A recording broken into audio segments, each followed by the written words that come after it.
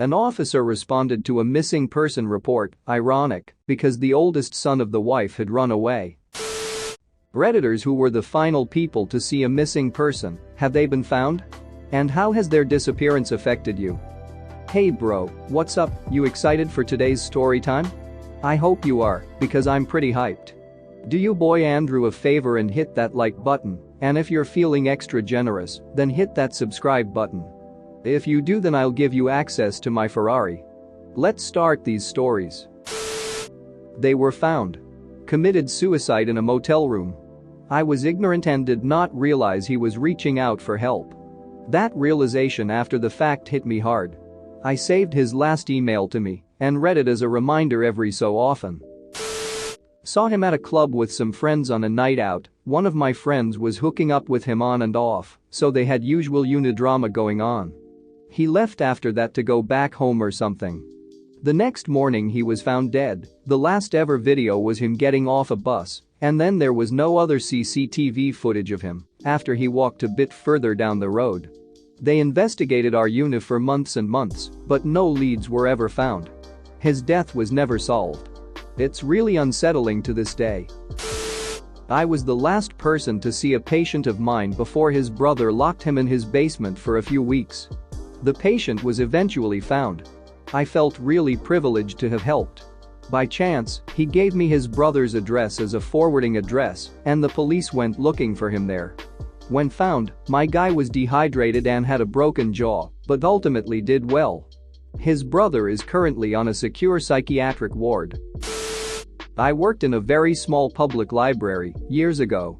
There was a young man, maybe 8 to 10 years older than me, that came in every few days for several months. He was very intelligent and extremely interesting. We talked often. One day he came in, we talked for a while, and he asked me to make sure he had returned everything he had checked out. I did, and before he left he thanked me for always helping him and being nice, etc. He walked up the street to his apartment and shot himself. I always wished that I had realized he was saying goodbye. A friend in college had left a party we were at because he had remembered he left his jacket in another person's dorm. Nobody heard from him the following day. Most figured he was drunk and just passed out somewhere. I even left a voicemail on his phone like, "Where are you? Lol, hope you aren't dead." Days turned into weeks. There were campus-wide manhunts with hundreds of volunteers. His body finally turned up in an electrical closet 6 weeks later. Accidental electrocution. I am positive me and my little brother were the last ones to see my father alive. We were waiting for the school bus and saw him driving back home with a strange look on his face. We waved to him, but he didn't wave back. After that he went missing. A couple of weeks later, he was found dead hanging from a tree. It was a suicide. It is a scene in my head that gets replayed in my head often, and it hurts me to imagine whatever might have been going through his head. I miss him so much. I don't know if I was the last person to see her alive, but one of the last. Lori Hacking and her husband Mark Douglas Hacking came into my cell phone store 2 days before she found out about how he had lied to her about pretty much everything in his life, and he killed her and their unborn child. They were both awesome people. She was happy and bubbly, and he was a really nice guy. I came in from the weekend and there was a missing poster on our store door for Lori. It was really weird seeing that she was missing after just selling them cell phones and a plan. I reached out to the number and told them that her and Mark had been into the store 2 days before she went missing. I had to meet with the local police and an FBI agent. They had to look at the paperwork we had done, the video for the store, and interview all of the employees. The weirdest thing is that Mark came into the store after killing her and asked me a question about their cell phone plan after killing his wife and dumping her body. I was one of the last people to see a kid who lived across the street before she was kidnapped. Our neighbors across the street were raising their grandchild because their kid's parent, was on drugs. The kid was about 6 to 8 years younger than me, and I used to babysit her sometimes, and she would come over and play with me and my siblings. When I was around 14 and she was around 8, several men broke into the house and kidnapped her. I had babysat her the night before, and I can't remember if she was home alone or if one of the grandparents was there. The police found her about 10 to 12 days later. Her mother owed a lot of money for drugs, and so some of the drug dealers tracked down her kid and kidnapped her to try to get the mother to pay them. I never learned the details of what happened while she was kidnapped, and she has gotten therapy and is now married with kids. Edit. She's doing very well and has a happy life. Sorry everyone, I didn't phrase things well. Yes, he was found.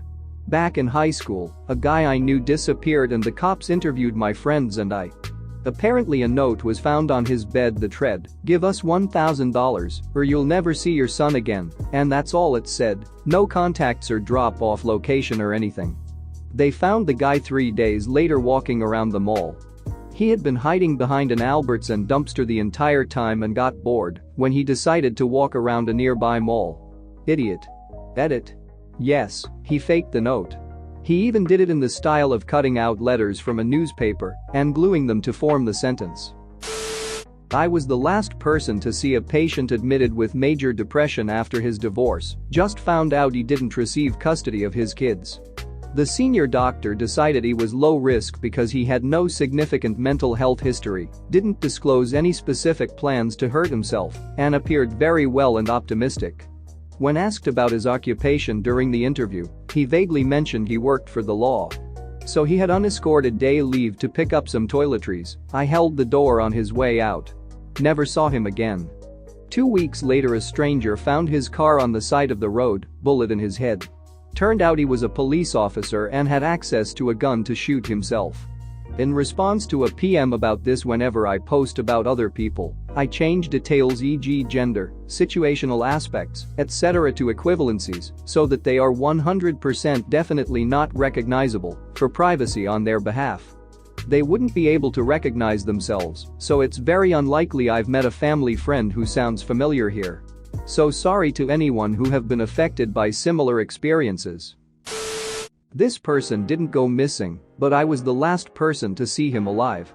My best friend and I were drinking on my porch in college. It was about 3:30 a.m. and I told him I was going to bed because I had to work the next day.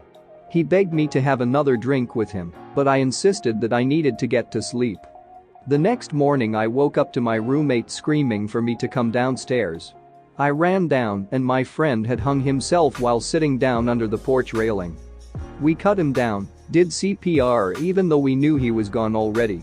It was the most traumatic things I've witnessed and had really affected my life. I pieced together things from the night, like the rope he hung himself with was his friend's dog leash that we searched for a long time for and could not find. We think he hid the leash as a premeditated event. Just thinking that he begged to spend just a little more time with me, but I refused really hurts. Edit. Thanks for the gold.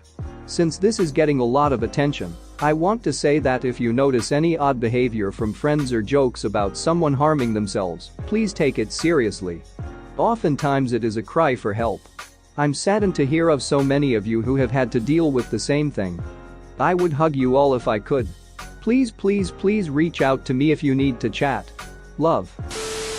I was 8 years old when I went with my parents to drop off my little sister for visitation with her biological father. The next morning, my dad woke me up for school and said she didn't come back that night.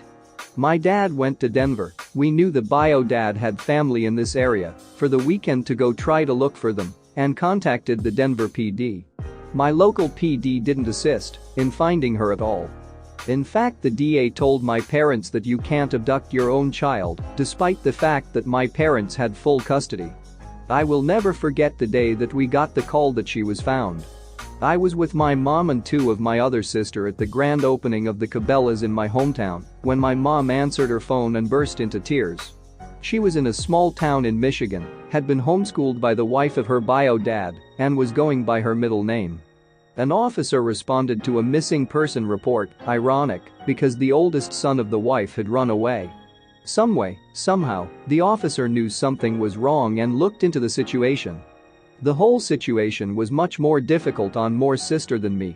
She was basically 2 years behind in school when she came back, and the principal of our elementary school wanted to put her in 1st grade rather than 3rd, which is what she should have been in at the time.